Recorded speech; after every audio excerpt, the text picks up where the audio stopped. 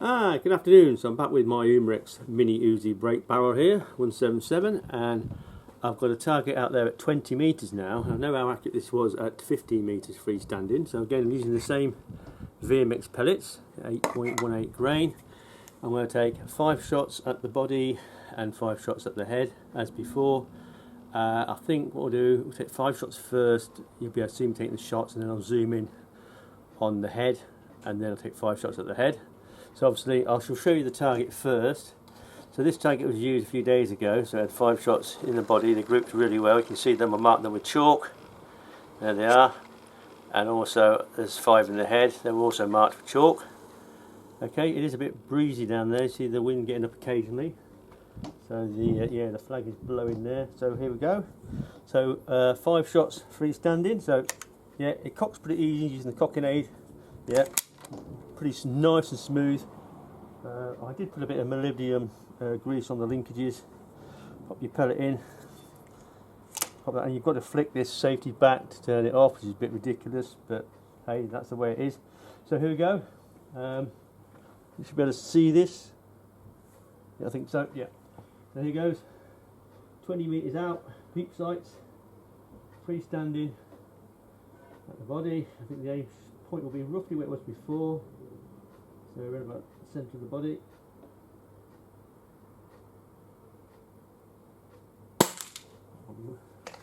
That one slightly to one side. I've got me 2mm steel sheet in the bottom of the garden, so that's my backstop. Nothing's going through that.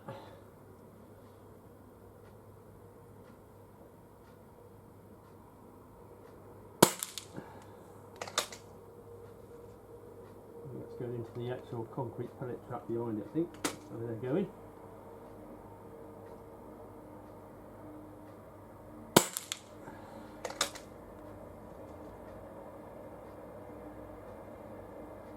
And that's 4.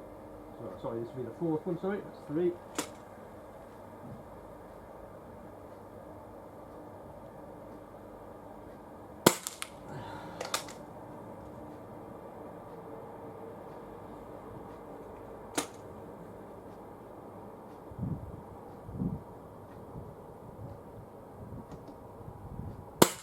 Okay, so that's 5. So what we'll do, we'll zoom in onto the body and then take it up to the head. So this is like 20 metres out. I can see someone where they've been, yeah, slightly to one side. So let's take it up to the head. Aim point will probably be around about the chin. And hopefully we can put the 5 in the centre of the head, where the other ones were. And here goes. So I think this pistol is actually very accurate. It's just down to the person shooting it. Peep sight seems to be very good. See if we can do a bit better this time. You can hear it in the steel sheet at the bottom, which is about 35 yards from where I'm standing.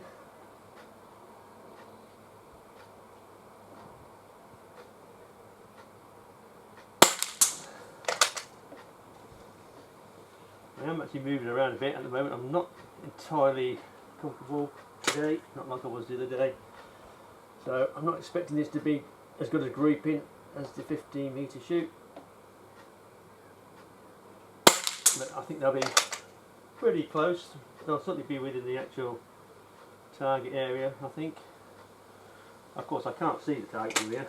It's just a blur with these glasses on. Even the actual numbers are blurred, so I'm just using the foresight, choosing the position, taking the shot.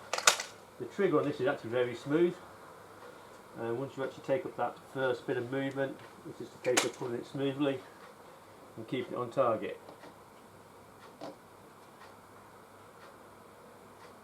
That's it, that's the 5th one I believe. So what we'll do now, we'll review the video and see how we did. So that's freestanding at 20 metres. It is a bit breezy, using the VMX pellets. So yeah, my view of this is I think it's well worth the money. It's about between 140 and 160 in UK. Very well made. authentic looking. Yeah, fairly easy to cock for an adult. Peep sights work very well. Yeah, it's set up pretty central for the VMX pellet, but you have got windage adjustment as well. It still seems to shoot a little high, even at 20 meters, with the peep sights probably around about an inch, I reckon. So I think if you were shooting tin cans out to 25 meters, I think you could put the peep sight directly on the actual can, yeah, just below the actual can, and you'd probably hit it. And we may well do a bit of that. Put a couple of cans out there at 25 meters and then see if we can actually hit it. And I think we will with these pellets, because I think these pellets suit this barrel very well. So yeah, really, really nice. Like I said, the only thing I really don't like about it is the safety. Right, you're having to pull it back to turn it off. I don't understand that. It's just ridiculous, really. But apart from that, it's really, really nice. I thoroughly recommend it. So yeah, I hope you like that video. Thanks for watching. And if you like these videos, please like and subscribe. Take it easy and take care. Bye for now. Good afternoon. So I'm back with my Umarex Mini Uzi brake barrel. I'm using VMX pellets, 8.18 grain.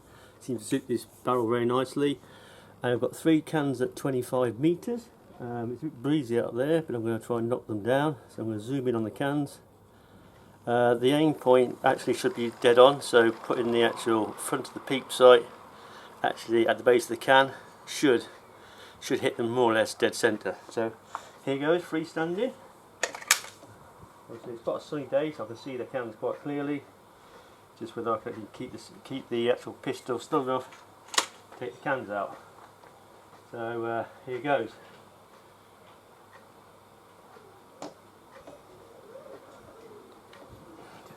Take the safety off by pulling it backwards, which is annoying.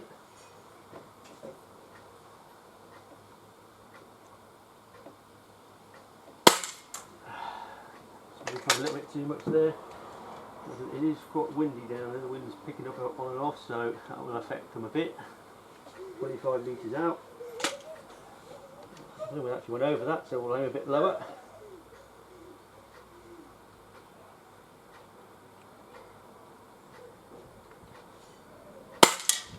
Yep, I aim just below the can actually, where the wooden block is. So let's go for the second one. I think I must have hit it but not cleanly. Let's take the next one.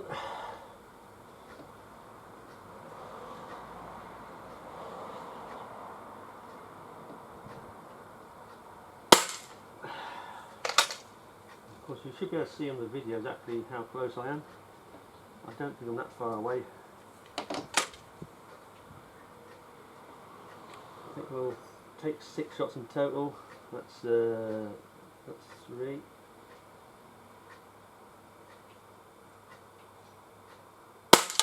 Yep, that was a clean hit.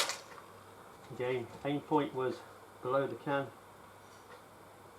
We should see where the impact was as well, so you know how high she's shooting at 25 meters.